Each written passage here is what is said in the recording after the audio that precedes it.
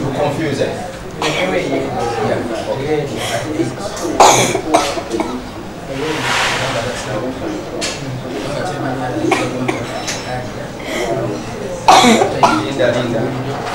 Senkulu w'ekibiina ekya NUP Robert Kyagulanyi Ssentamu ayise ku mukutu gwe ogwa Twitter n'abikira eggwanga lyonna nga munnamateeka Anthony Wameli abadde akulira eby'amateeka mu kibiina ekya NUP bw'afiiridde mu ggwanga eri Amerika gy'abadde yaddusibwa okufuna obujjanjabi obw'enjawulo. 23 tubika munnaffe boosi waffe eyaliko omulamuzi weewaawo munnamateeka mu kooti enkulu ne kooti zonna eza wansi Wameli Anthony Ebowe afiiridde mu America e Boston ku ssaawa 9 ezeeyo weewaawo ku ssaawa 9 eza wano ku ssaawa 2 eze mu America.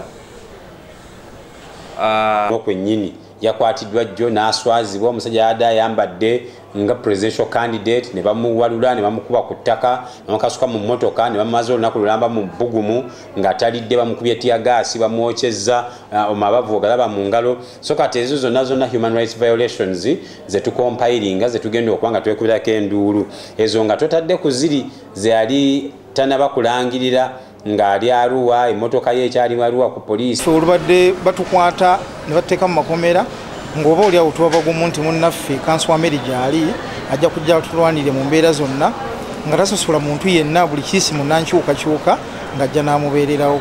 So tufunye ekikangabo ky'amaanyi nnyo mu Uganda tusaasira abafamire. Wameli nga yavuganya ku kifo ky'omubaka owa Buburo East mu kulonda okuwedde okwa 2021 yasooka kuddusibwa mu ddwaliro erya St Anthony Medical Center Kasangati ng'era ono yategeezebwa nga bwe yali atawaanyizibwa n'obuzibu mu lubuto. Mukyala we Olive Wameli oluvannyuma yategeeza nga bwe yali takyasobola kwogera era ekyaddirira kumuddusa mu ggwanga erya Amerika mu ddwaliro lya Boston Medical Center e Massachusetts okusobola okufuna obujjanjabi obw'enjawulo era ng'eno gye bategeereza nga bwe yali atawaanyizibwa ne Kookolo eyali atuuse ku mutendera ogwokuna.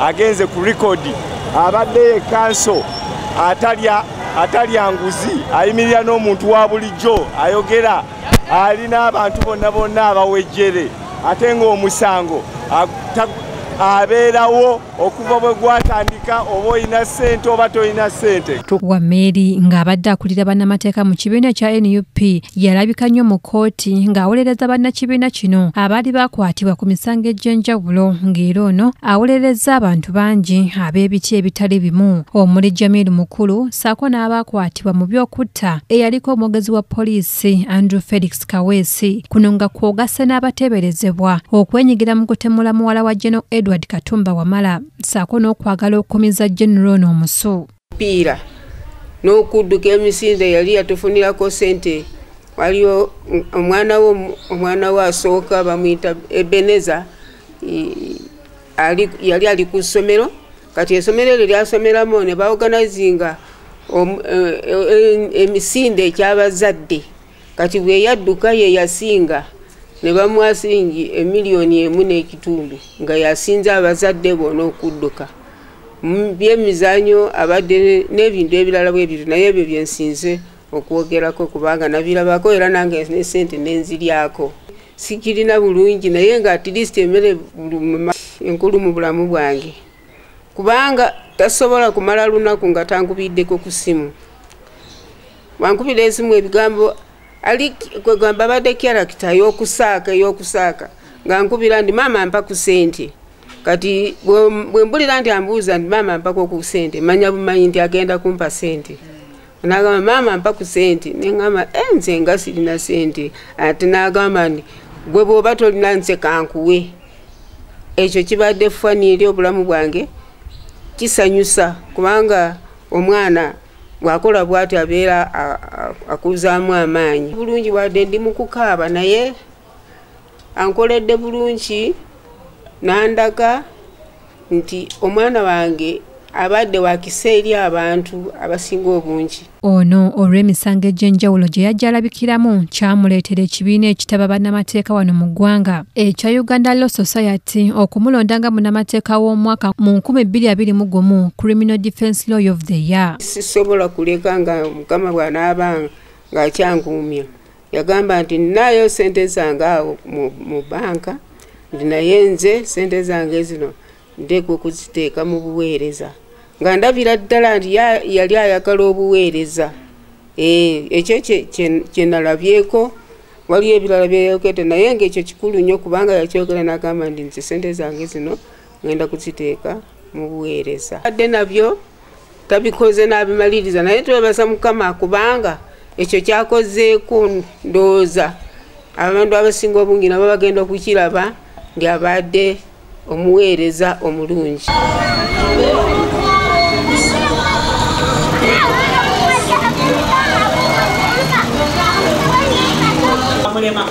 Ladies and gentlemen, that is our beloved pastor,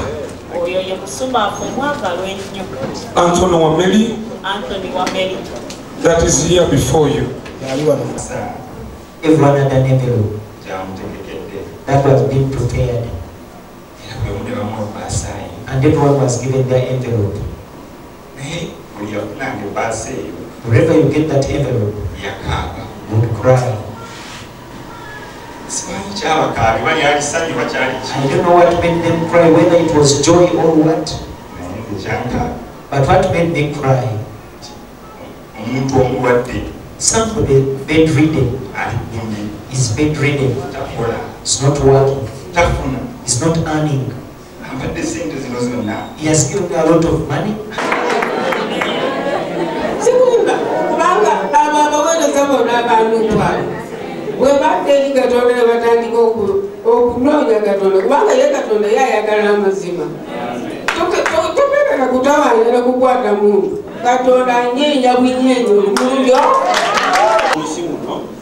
Yali yakulaba nti buli muntu abeerawo mu mirembe oba peace with all men. Naye ensonga lwaki mu buli kye yali akola yali akikola ng'agenda buli omu kubeera bulungi n'emirembe mu nsi yonna. Omuntu waffe, omwami wange, taata waffe tukyalirako, omwana waffe, my brother, everyone identifies with Musumba in one way or the other because Musumba abadde azaala abaana bangi. People have a lot of pain. That is how it was when the Ark of the Covenant was taken.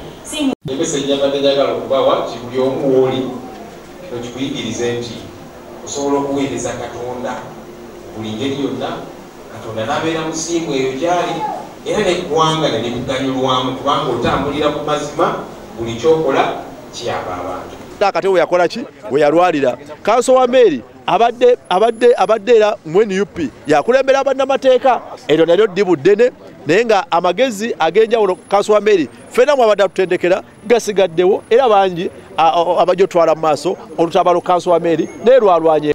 Kye tufunye ku musajja wa Katonda obeere gy'obeera, oba oli Mbaale, oba oli Kapchora, oba oli Liddawa, ng'omuntu bw'akulaba alabirawo n'atunuulira embala y'omusajja wa Katonda. Ono yaliko omulamuzi w'eddala erisooka mu kkooti e Nakasongola okumalira ddala emyaka 3 bwe yava okuwummula egy'obulamuzi n'asalawo okwemalira mu kuwolereza abantu. Life has been cut short, but neebaza Mukama nti my children will have a legacy. People will always tell them your father was a great man. For me that is enough. For me that is enough. That my children shall not be ashamed of the person they came out of.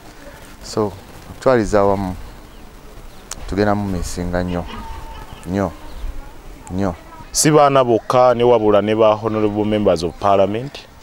Ebizibu by'ababaka ba parliament ebibaddewo recently, ebya by elections ebibadde mu kooti, bamemba ba parliament bangi nnyo babawabira mu makooti, n'era council yoyo omu kwabo betujjukira nti kampani eya Wameli Company Advocates ebadde edefendinze ba MPs bambi. Ye mutandisi era omu ku babadde baddukanya kampuni y'abannamateeka eya Wameli Company Advocates era ng'eno eyisseemu bannamateeka bangi.